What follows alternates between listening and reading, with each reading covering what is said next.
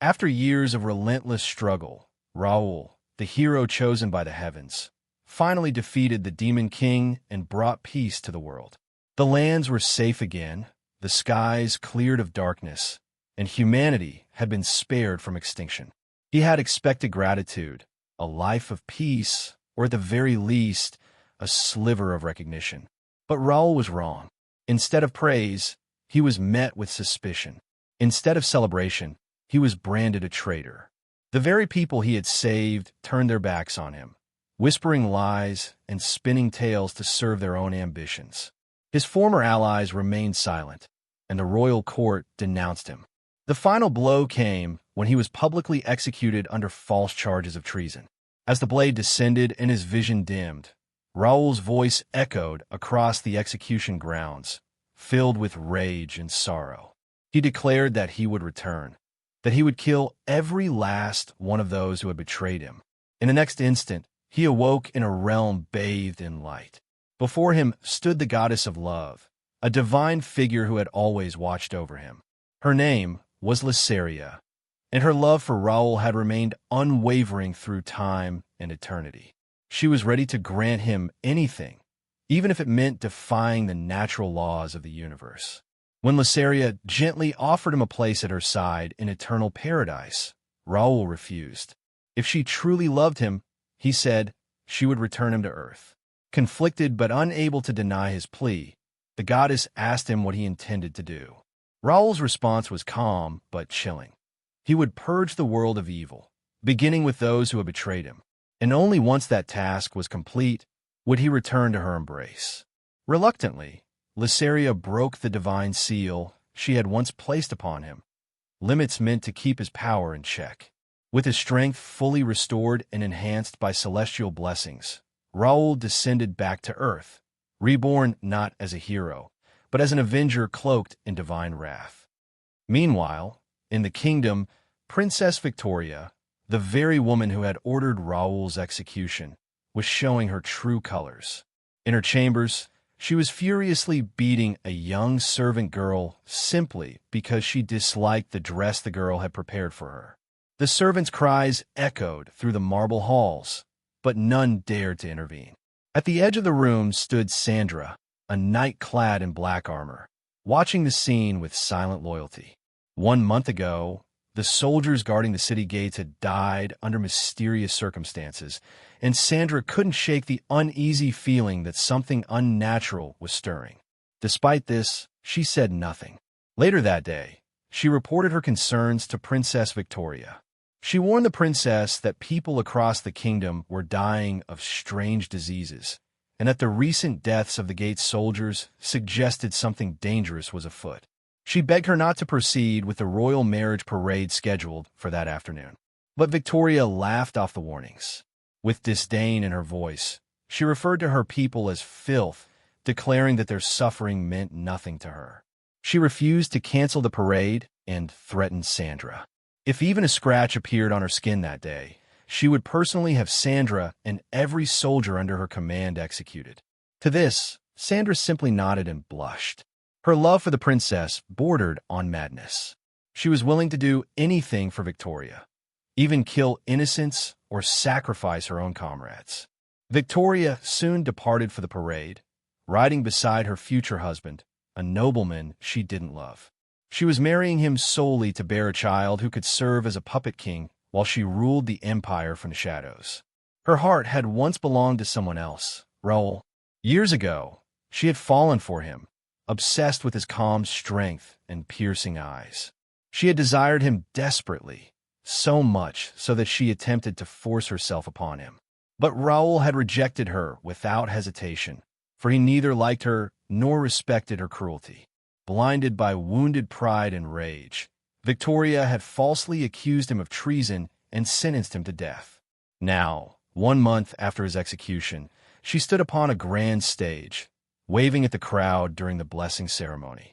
The priest was chanting sacred prayers for her marriage, and the people, ignorant of her inner darkness, cheered and clapped.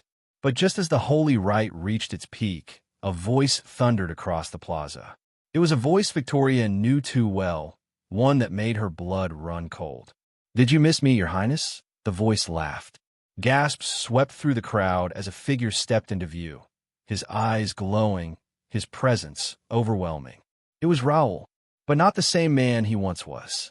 No longer the gentle hero, he radiated the aura of a divine reaper.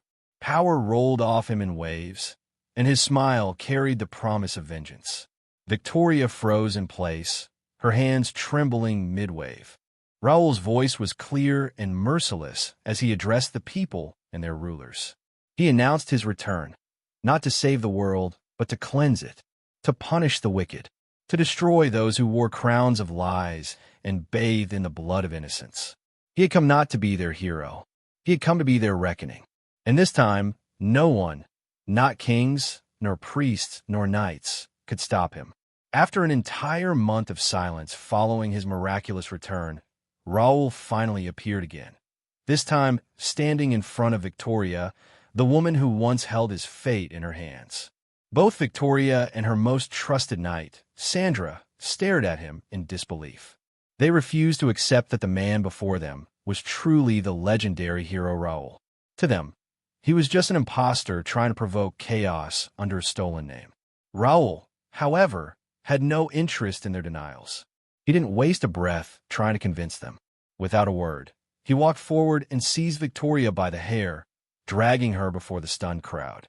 The room fell into an eerie silence, the kind that only precedes something terrible. Sandra, outraged by his aggression, stepped forward to intervene, but before she could act, Raoul casually raised his hand. In an instant, several of her loyal soldiers dropped dead, their heads gruesomely crushed by invisible force. Their blood splattered across the marble floor like spilled wine, and the screams of onlookers shattered the silence. Panic spread like wildfire, and people tried to flee the scene. But Raoul wouldn't let them go, not yet. He cast a barrier around the area and ordered everyone to stay. With a voice both calm and cold, he told them that if they had witnessed the beginning, they were now obligated to see the masterpiece he had prepared. His tone was neither angry nor triumphant. It was far more chilling, detached, resolute. Amidst the chaos, Victoria's soon-to-be husband trembled so violently that he lost control of his bladder. Falling to his knees, he sobbed and begged for his mother. Raoul noticed him and gave a cruel smirk. With a flick of his wrist, he cast a binding spell, forcing the man to hold Victoria still. Then Raoul said the blood on her dress didn't suit her and, without hesitation, tore her clothes apart in front of the horrified crowd. Victoria, still unable to grasp the gravity of her situation, shouted at him in rage. She warned him not to touch her if he didn't want to experience death again.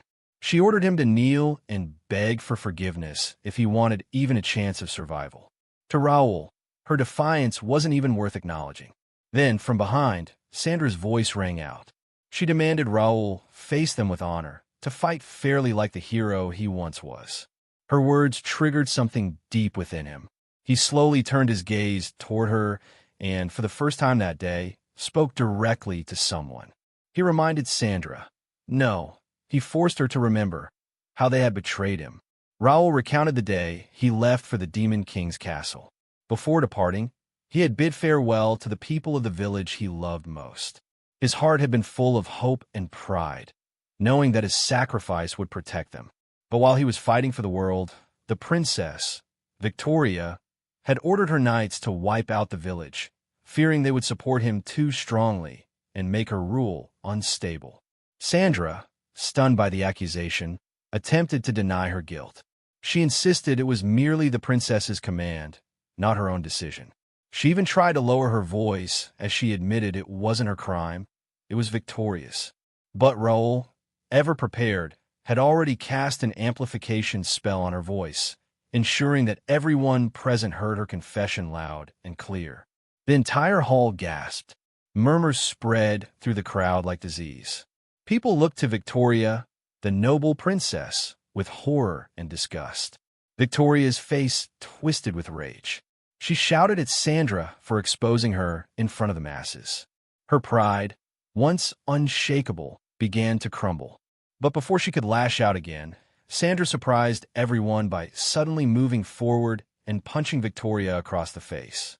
Raoul, without missing a beat, used his magic to trap Sandra in a repetitive loop of assault, forcing her to strike the princess again and again, smashing her once celebrated beauty into something unrecognizable. Once her face was swollen, broken, and bloodied, Raoul finally ended the spell. Then he stepped forward and declared the beginning of his final act. This was no longer about humiliation. This was about justice. With terrifying calm, Raoul explained that just before his journey to the Demon King's castle, he had visited his pregnant sister and promised to return safely. But when he came back, instead of celebration, he was met with chains and betrayal. Before executing him, Victoria had shown him a cruel gift. His sister's body, lying lifeless on the church floor, pierced with swords and soaked in blood. Her swollen belly, the symbol of new life, had been defiled by blades and hatred. He hadn't forgotten, not for a single second. So for the finale, Raoul cast a spell that destroyed Victoria's internal organs, ensuring that she would never bear a child, never build a legacy, never feel anything but hollowness within. He did it slowly, deliberately, suppressing his fury to keep from ending her life too quickly. He wanted her to live with that pain. Even then, Victoria's pride had not died. Barely able to stand, bleeding and broken, she looked at Raoul with disdain and told him that he had always been just a tool, something she used to defeat the Demon King. She said he had completed his task, and now he should have just disappeared. Raoul didn't reply. He simply turned his back to her and walked away. As he passed the stunned, terrified crowd, he announced that today's performance was over. He said he would return again, once Victoria's face had healed, so they could begin Act 2. With that, he left the hall and returned to the church where his sister had been murdered. Standing before the shattered altar, Raoul knelt down and softly greeted her. He told her that the first part of his vengeance was complete. He had already killed the priest, Gusaf, who had sold her out. Raoul explained how he exposed the priest's vile nature in front of the public, then slaughtered him without mercy. With that, Act 1 had come to a close. Meanwhile, back in the castle dungeons, the aftermath was unfolding. In a blind fury, Victoria ordered Sandra to be beaten without rest. She screamed that if Sandra had truly been under a spell, she should have cut off her own legs to defend her mistress. Sandra lay in a bloodied heap as guards carried out the cruel command without hesitation. Just as the cells echoed with the sound of whips and screams, deep in the forest, a cloaked figure was rushing through the shadows. He carried a sealed scroll, a secret message that could either ignite rebellion or bury the truth forever. Act 2 was about to begin. A message arrived, one sent by the princess herself. It was addressed to a man known for his strength, someone considered powerful enough to cross swords with the hero, Raoul. This swordsman had once been ambushed by goblins and came perilously close to death. Just when all hope seemed lost, a mysterious figure appeared and saved him. That man turned out to be none other than the kingdom's most formidable swordsman, a warrior reputed to be capable of challenging hero Raoul himself. Later that day, the swordsman was back at his home, sharing a meal with his family. As they ate, he informed them of his decision to depart for the royal capital. His goal was clear. He intended to kill hero Raoul. But before leaving, he had one final dish he wanted to enjoy. When a meal was brought to the table, his two children excitedly asked if they could try some. He refused with a cold smile, telling them they should hunt their own prey. Then, in a chilling tone, he added that he had hunted this one himself that very day. The implication was horrifying. He had killed the messenger who delivered the princess's message and cooked him for dinner. Before departing, his children had one final request. They wanted their father to bring back the hero's head. Encouraged by the idea, the kids began practicing hunting by chasing a helpless animal around the yard. But while they were distracted, Raoul appeared behind them. With a grim tone, he said, "Let me also join your game." He quickly captured the children and tied them up, then ordered the household servants to dig up the grounds around the estate. The digging revealed a gruesome truth: remains of numerous human bodies buried beneath the property. Among them were the bones and skull of the poor messenger who had been murdered and cooked. Despite being tied up, the children showed no fear. Instead, they smiled and declared confidently that their father would return soon and kill Raoul. They had already managed to send word to him. What gave them real hope, though, was their mother. She was preparing to ambush Raoul with a deadly arrow. However, before the arrow could strike, it was deflected mid-air and ended up piercing the mother herself. She collapsed to the ground, screaming in pain, and eventually died a brutal death. Only then did the children begin to cry in terror. Raoul, unshaken, told them that they would fulfill their duties before their father returned. Meanwhile, deep in the forest, the swordsman was resting peacefully, unaware of what had transpired. He had received no messages. But suddenly, he was confronted by a ghostly figure, the very messenger he had killed just the day before. The phantom delivered Raoul's challenge. The hero was waiting for him at his house. Back at the estate, Raoul had already slaughtered every last servant and was calmly awaiting the swordsman's return. When the warrior finally arrived, Raoul greeted him with a grotesque scene, a masterpiece that Raoul claimed not to have created himself. Instead, he revealed that the swordsman's own children had done this to their mother, forced to carry out the act under Raoul's command. The swordsman, horrified and enraged, launched a fierce attack, demanding to know where his sons were. Raoul calmly responded that the children were safe. He then asked the swordsman if the current scene reminded him of Raoul's own past. Raoul recounted the memory. As a child, he had lived happily in a small village with his mother and sister. But one day, while he and his sister were away, the village was razed to the ground. Upon their return, they found everything destroyed. The swordsman arrived at the scene and apologized for being late. It was then that Raoul first showed signs of being a hero, and he was taken in by the royal castle to be trained to fight demons. However, the swordsman confessed a terrible truth. It had been he who led the attack on Raoul's village. Worse still, he admitted that he had killed and cooked Raoul's mother. Raoul didn't even flinch. He had already known the truth. The swordsman, overwhelmed with rage and shame, charged at Raoul, believing himself still to be a match. But Raoul toyed with him, beating him senseless. Eventually, the hero shattered both of the swordsman's arms and whispered coldly, "We should head for the feast." When the swordsman regained consciousness, he found himself tied to a chair. In front of him were his two sons, drugged, dazed, and unable to comprehend what was happening. Then Raoul approached the younger son and, without hesitation, began cutting him apart piece by piece, preparing to cook him right in front of his broken father. Raoul forced the swordsman to eat, just as he had done to others before. When he turned toward the elder son to do the same, the swordsman broke down in tears, begging Raoul to at least spare his child's life. But Raoul coldly reminded him that his own mother had once pleaded in the same way, for Raoul to show mercy to a small child, but the swordsman hadn't listened. In the end, Raoul killed him too, completing the second act of his revenge. The next part of his vengeance would unfold at the kingdom's National Pharmaceutical Research Facility. However, the researchers there were no ordinary scientists. One of them, a woman named Renee, was infamous for conducting grotesque experiments on humans, primarily children, to study how much a body could endure before dying. Her experiments pushed ethical boundaries far beyond any sane limit. Renee was often assisted by Lucas, the kingdom's military advisor.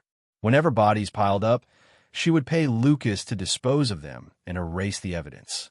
One day, the Research Institute's supervisor, Costa, approached Renee with a proposal. He said the kingdom needed immortal soldiers. Renee explained that true immortality was impossible, but she offered an alternative. She could amplify a soldier's strength by thousands of times. The only catch was that these enhanced soldiers would eventually explode after a certain amount of time, taking nearby enemies with them. The goal was to use these explosive warriors against demons. For test subjects, Costa's son, Lumen, visited a military hospital under false pretenses. He claimed to have discovered a miraculous drug that could heal wounded soldiers instantly. Trusting him, many injured men agreed to try it. But instead, they were sent to Renee's lab, where they were used in experiments. Hundreds of innocent soldiers were sacrificed in this way until the researchers finally succeeded in developing a viable berserker serum. Now, in the present, Raoul had arrived at the research facility to begin the third act of his revenge. Inside the building, panic had already taken hold. The staff were terrified, fully aware they had done something to incur Raoul's wrath. Lucas, trying to stay calm, asked the others what they had done to Raoul in the past. But no one answered. Suddenly, a skeleton crashed through a window, carrying a message. Whoever leaves this building before midnight will survive. Upon reading the note, Lucas declared that he was the only person besides the strongest swordsman who could take on Raoul. But first, he demanded to know what had made Raoul so angry. That's when the researchers finally confessed. They had performed the berserker experiments on young soldiers who had been under Raoul's command. In a sudden panic, they remembered that the berserker serum was still in the lab. Fearing Raoul might get to it, they rushed to retrieve it, but it was already gone. Realizing the danger, they tried to flee by jumping out a window, only to discover that the entire building had been sealed with magic. They were trapped with Raoul. Meanwhile, Raoul was already inside. He moved like a vengeful ogre, accompanied by skeletons. As he walked through the corridors, he scattered notes everywhere, each one repeating the same chilling rule. Whoever leaves the building will survive. Once the twisted game began, Raoul ordered the skeletons to capture all the researchers alive. When they were gathered, he forced them to drink the berserker drug. Minutes later, the researchers began mutating into monsters. They screamed for water, but none was given. After 15 minutes, every one of them self-destructed, their bodies torn apart by the unstable serum. Raoul stood in the center, laughing. He then sent another message to the main culprits. Whoever gets caught first will die first. Renee, still calm despite the chaos, told the others they should move to a hidden room, one where Raoul would not be able to find them. But before going, she asked if they should have a cup of tea first. They sat down, nervously sipping from their cups. Lucas grew suspicious and asked to exchange cups with Renee. He accused her of possibly slipping the berserker drug into their tea, so that they be turned into monsters and forced to fight Raoul, while she escaped. But Renee calmly revealed that she hadn't poisoned either of their cups. The only ones who had received the drug were Costa and his son. When asked why she did it, she explained that she had realized the man in front of her wasn't Lucas. Earlier, he had repeated Raoul's personal rule, an eye for an eye, a tooth for a tooth. That phrase was something only Raoul would know. That was when she became certain this man was Raoul in disguise. Finally, Raoul dropped the act and revealed his identity. With a smirk, he asked her, was the hint too obvious? But Renee didn't flinch. She calmly waited, expecting Costa and his son to transform into berserkers and attack Raoul. Yet after a full minute passed, nothing happened. It turned out that Costa and his son were already dead, which meant Rena had lost the game. After this revelation, Raoul dragged her to the first floor, forcing her to swim through a repulsive sea of dead berserkers that covered the ground like a grotesque carpet. The stench was overwhelming, and the grotesque state of the corpses made it feel like a punishment in itself. Eventually, they reached the laboratory, the site of the final experiment. Rena, visibly shaken, trembled as she looked around the place. Seeing her fear, Raoul asked mockingly why she appeared so scared. He reminded her that she was the one who had killed thousands of people in the name of experimentation. If that hadn't scared her then, why was she frightened now after seeing a few dead monsters? Rena, trying to regain her composure, stood up and denied everything. She claimed she had never killed anyone or conducted any inhumane experiments. Hearing this blatant lie, Raoul placed his hand on her forehead and used his power to make her experience, in an instant, all the pain she had inflicted on others over the years. The flood of agony broke her completely. She collapsed and finally admitted the truth, that she had performed all those experiments. She immediately began begging for mercy, pleading that she had only followed orders. She explained that the young soldiers had died because a neighboring village refused to provide them with water. If they had drunk it, they might have turned back into normal humans. She tried to shift the blame, suggesting Raoul should seek revenge on the villagers instead of her. But Raoul had already known all of this. Calmly, he told her that he would deal with the villagers in due time. But now it was her turn to suffer. From this moment forward, he declared she would become the subject of his human experiments.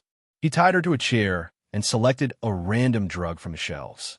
Without giving her a chance to protest, he forced her to drink the entire bottle. Almost immediately, her throat began to burn, and she cried out in pain. Soon after, her skin started to darken as her body's internal temperature surged to dangerous levels. Raoul, however, reinforced her internal organs just enough to keep her alive, so she would endure every second of the torment without dying prematurely. Eventually, Raoul offered her a chance to live. He would give her the antidote, but under one condition. She had to create it herself, right there in her broken state. Rena, being an experienced researcher, somehow managed to prepare the antidote despite her agony. She thought she had finally won her freedom, but Raoul crushed that hope without hesitation. Coldly, he told her that this was only the beginning. It was time for round two. One by one, he forced her to consume over 42 different drugs, each one more agonizing than the last. And with that, the episode came to a dramatic close. If you want to watch the next part as soon as today and gain early access to all upcoming episodes, don't forget to join the channel membership or Patreon for just 99 cents. Thanks for watching. Please like, subscribe, and stay tuned for more epic battles from the tower and beyond.